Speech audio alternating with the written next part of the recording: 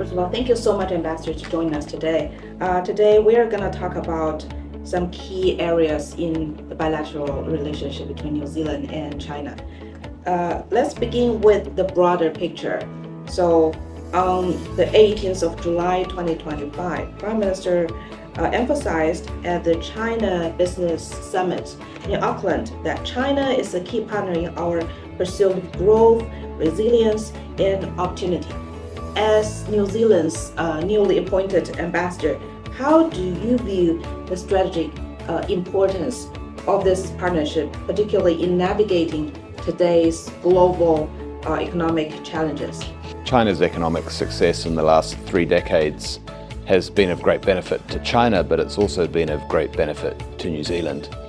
So since we signed our free trade agreement with China in 2008, we were the first developed country to sign a free trade agreement with China. Since then, our trade with China has grown by over 14% every year. And now China, like many other countries, China is New Zealand's largest trading partner. And around a quarter of our exports go to China. And because China has been economically successful, China can afford to pay for high quality, New Zealand's high quality exports, particularly our food and beverage.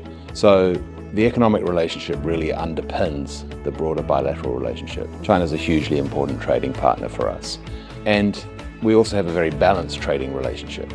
So unlike a number of countries who are struggling with the trade imbalance with China, with New Zealand we have a small surplus. So we export to China high quality food and beverage largely, and we import manufactured goods. So it's a very complementary economic relationship.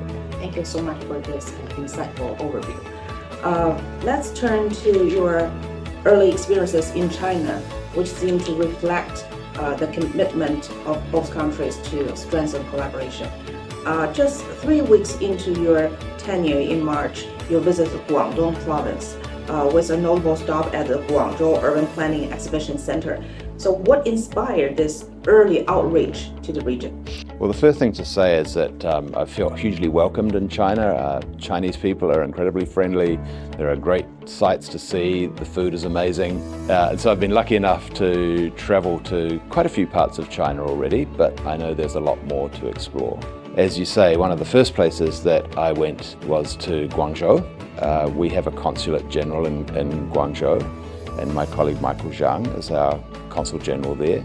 He has a team that have a particular focus on our South China relationship and our Guangdong province, obviously, but other provinces as well.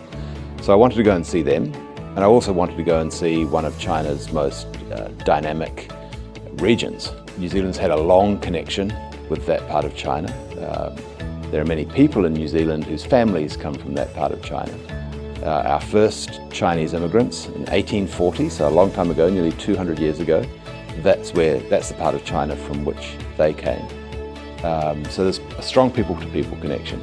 There's a strong economic connection. Obviously, this is a manufacturing powerhouse for China. I wanted to see that. I wanted to meet our team.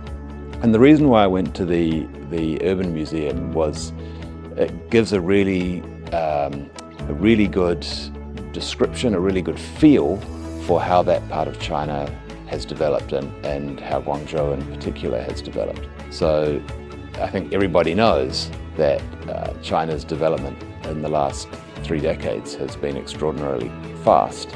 That museum gives a really good picture of that. You can see quite clearly how Guangzhou and indeed all the cities of that Greater Bay Area, how they have grown. So it was a really good opportunity for me on my first visit to have an appreciation of the scale of that growth and the plans for the future.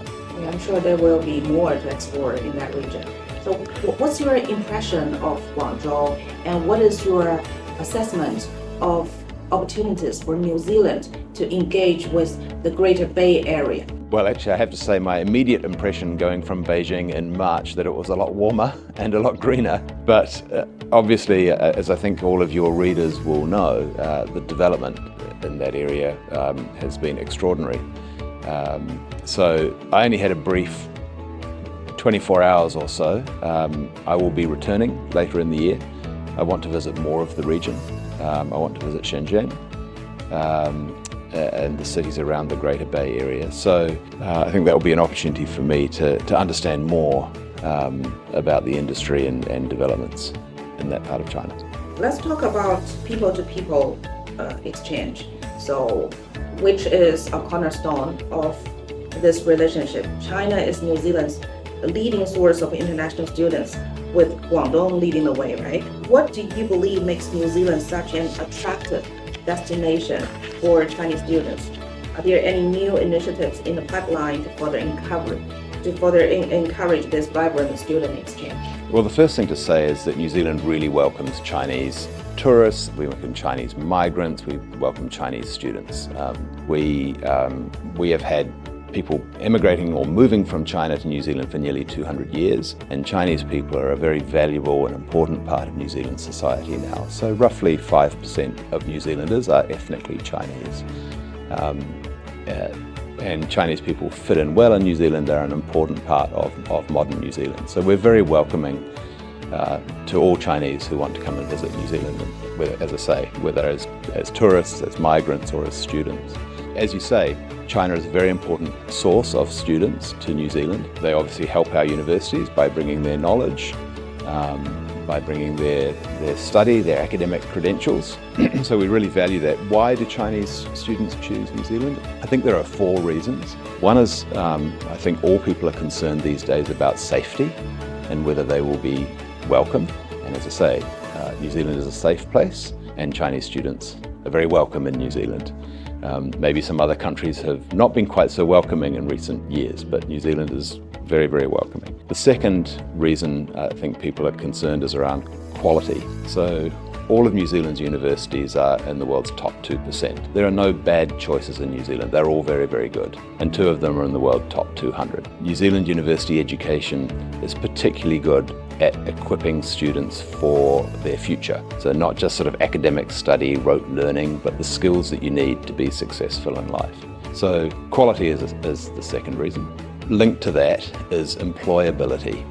These days, just having a university degree is not enough to get you a job. What we know is that New Zealand university graduates have the best chance of getting a job of university graduates anywhere in the developed world. So Chinese university graduates from New Zealand universities have a better chance of getting a job than Chinese university graduates from universities anywhere else. So again, it's partly because New Zealand university education equips people better to get jobs. So I think that's become really important.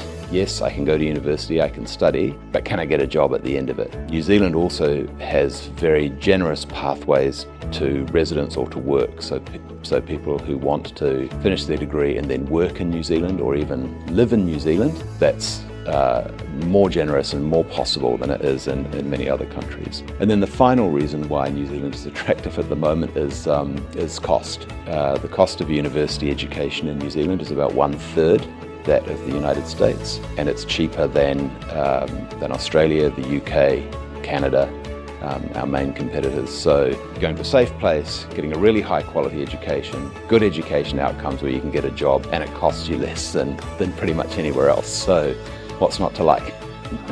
Lovely. Any new plans to encourage more Chinese students?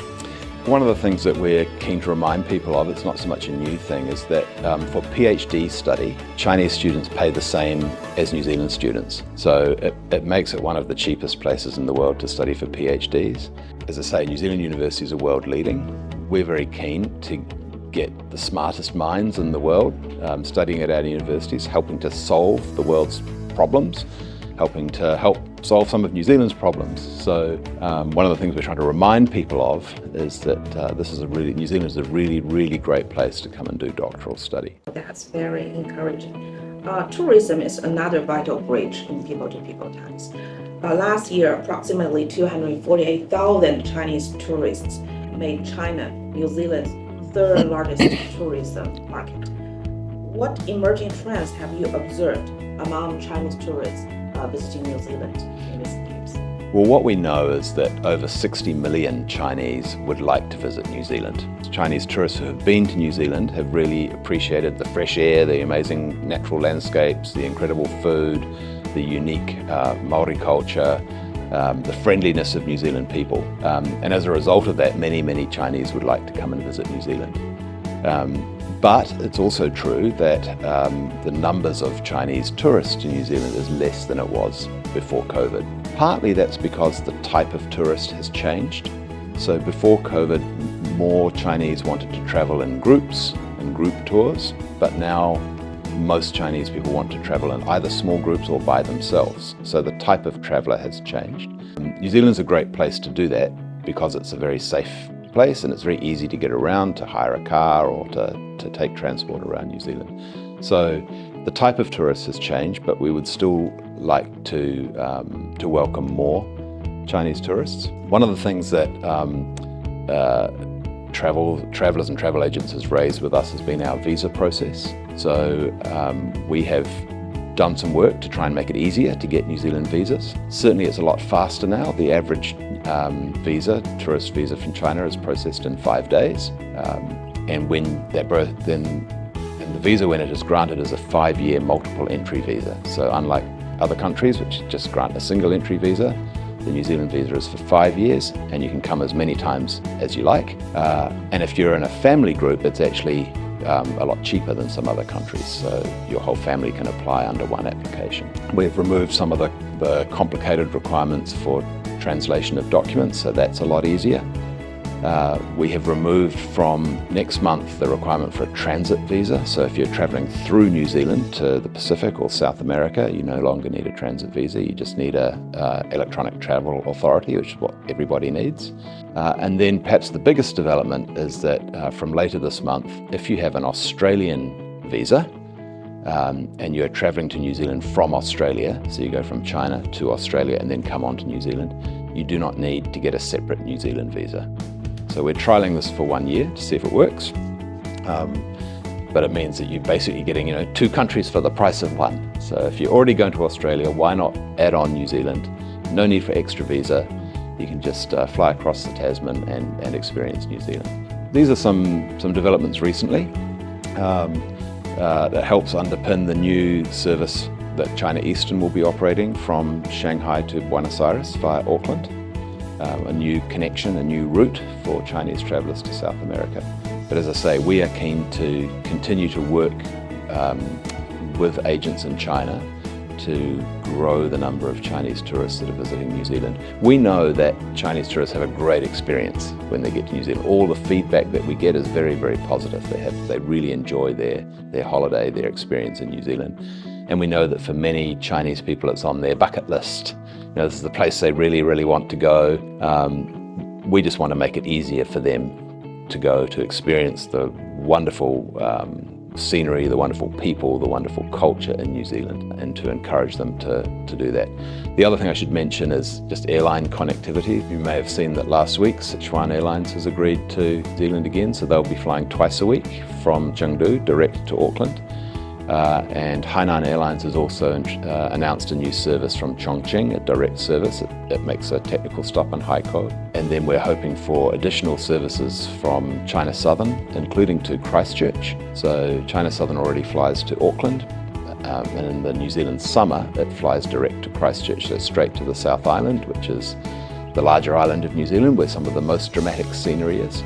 And China Southern will be extending its service, so that will start earlier and run later in the year, so giving travellers from China, and particularly southern China, a really great option straight into the South Island of New Zealand.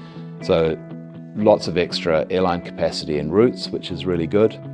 As I say, it's all about making it easier for Chinese travellers to get to New Zealand and enjoy the wonderful experience that we know that they will have. Wow, it's great to hear so much good news. So for those planning on a trip, what travel experiences would you recommend to showcase New Zealand's appeal? Well, there's so much to see and do in New Zealand. It's really hard to pick a few things, and if I pick some things, other people will complain that I didn't mention those things. I think that, as I say, what marks New Zealand out is the incredible landscapes. So it's the natural beauty is remarkable. There is a lot of space with not lots of people. It's easy to get around. It's safe. The people are friendly, and wherever you go in New Zealand, you'll have a wonderful experience that you will enjoy. One thing that we have noticed is that Chinese travellers these days are less, fewer people are wanting to go to lots and lots of places in a really, really busy trip.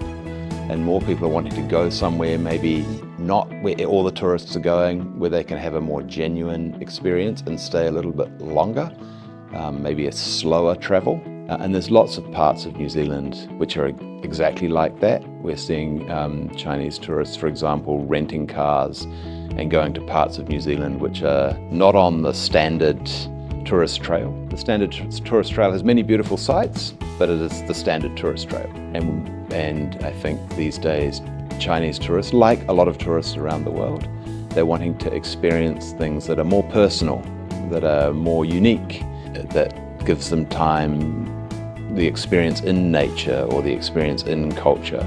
And again, New Zealand is a great place to do that. So that's maybe a change in the type of tourist. It's the same as that, moving away from big bus tours where you just go around all the standard sites to more freedom and more adventure.